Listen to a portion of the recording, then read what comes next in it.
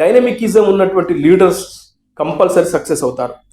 అలాంటి కొంతమంది పేర్లు చెప్తాను. ఒకటి పవన్ కళ్యాణ్. ఎన్ని డొక్కి మొక్కిలు తిన్నాడు.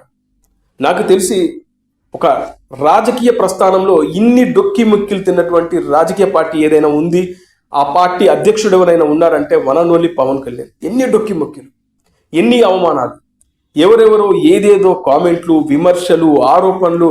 అసలు ఈ పార్టీ నిలబడుతుందా, ఏదో ఒక రోజున బీజేపీలో విలీనం చేస్తారు, వాళ్ళ అన్నగారు విలీనం చేశారు, ఈయన విలీనం చేస్తారని ఇలా రకరకాల కామెంట్లు.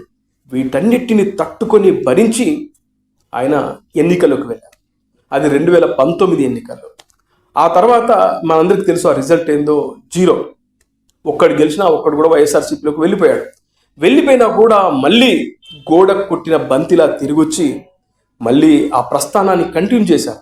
నాకు తెలిసి ఇంత దారుణమైన ఓటమి చవి చూసిన తర్వాత ఎవరికి కూడా ఆ శక్తి ఉండదు, పానిక్ అయిపోతారు. మళ్ళీ మనం కంటిన్యూ చేయాలా, జనాలు మనం నమ్మట్లేదు, ఇంత స్టార్డమ్ ఉంది, మనకు జనాలు ఓట్లేస్తారని నమ్మకం లేదు, ఇన్ని సంవత్సరాలు మనం కష్టపడ్డాం, మళ్ళీ ఎన్నికల దాకా మనం కష్టపడాలా, అంత ఓపిక లేదు అని చెప్పి చల్లబడే వాళ్ళు ఉంటారు. కానీ పవన్ కళ్యాణ్ గారు నేను ఇందాక చెప్పినట్లు గోడ కొట్టిన బంతిలాగా అదే ఫైర్తో ఆయన కంటిన్యూ చేశారు. ఇవాళ దేశ చరిత్రలో నిజంగా ఏ రాజకీయ పార్టీకి రానంత రిజల్ట్ 100% స్ట్రైక్ రేట్తో నెంబర్ 1, అది జనసేన పార్టీ నెంబర్ 1 ఉంది ఇప్పటి వరకు దేశ రాజకీయ చరిత్రలో. ఆ తర్వాతనే మిగతా పార్టీలు. అలా నెంబర్ 1 స్ట్రైక్ రేట్ సాధించాడంటే దాని వెనకాల పేషెన్సీ, ఓపిక. ఆ ఓపిక కవితలో ఉండాలి.